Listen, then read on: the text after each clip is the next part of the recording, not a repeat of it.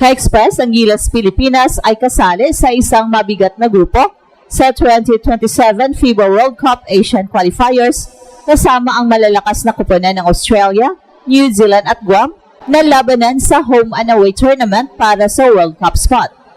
At sa susunod na window, nakatakdang harapin ng Pilipinas ang Australia sa March 1 at ito ay gaganapin sa Mall of Asia Arena bilang bahagi ng Asian Qualifiers, isang matchup na tinututukan ng buong basketball community sa Asia dahil sa potential na upset at malakas na lineup ng Gilas.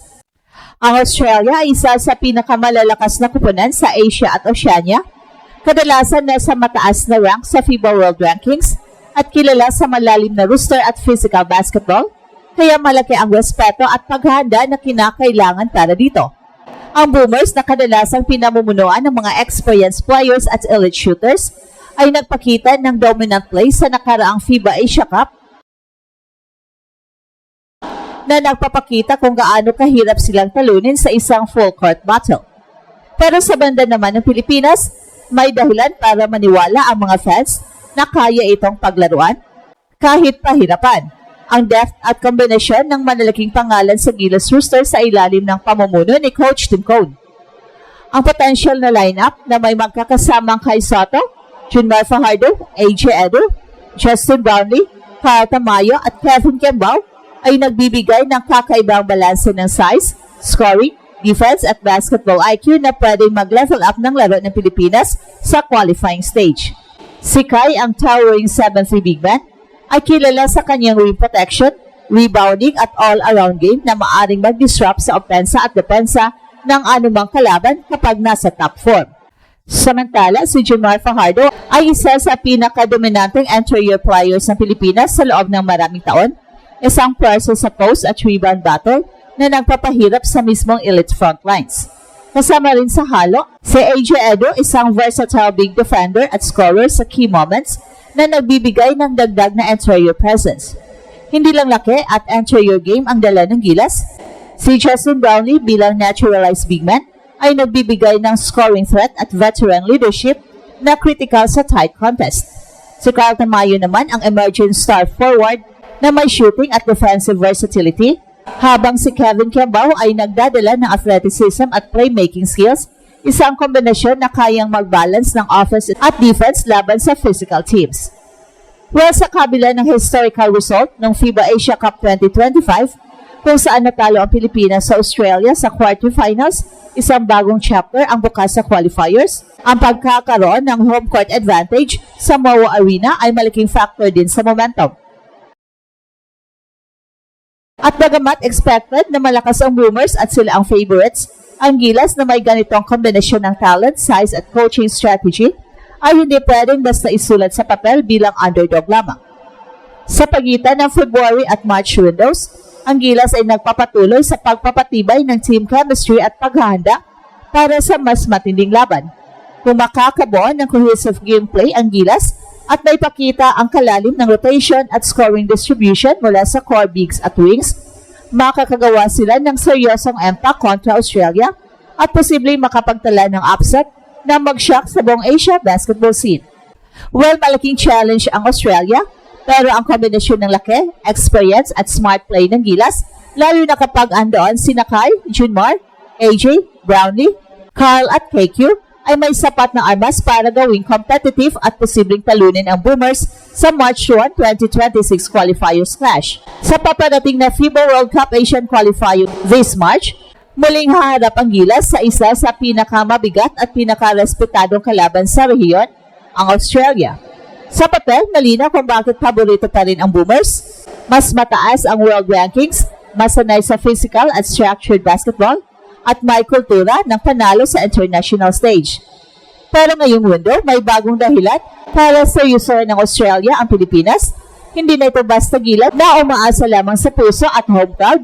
Ito ay Gilas na may laki, lalim at sistemang kayang makipagsabayan.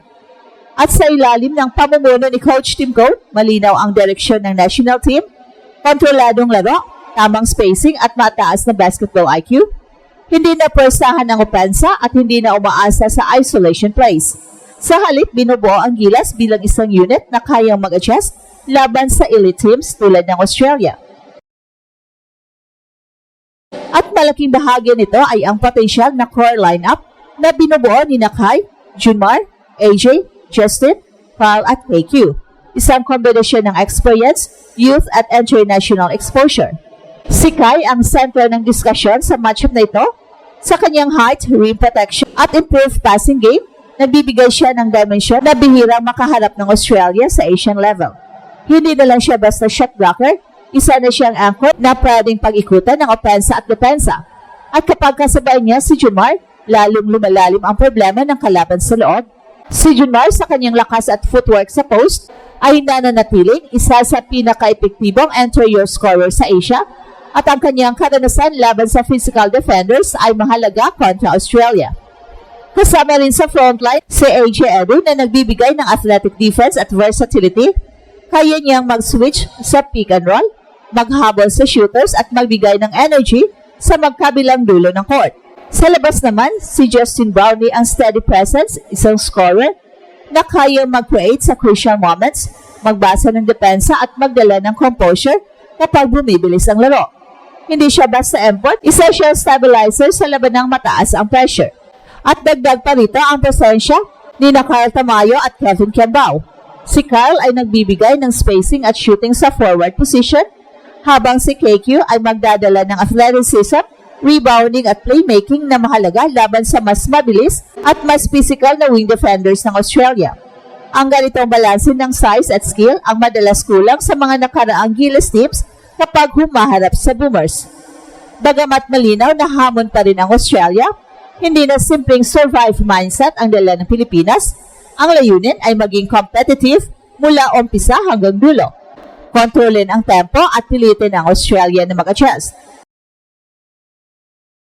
Sa home court, may dagdag na energy ang Gilas, pero higit sa lahat, may dala itong mas kompletong armas.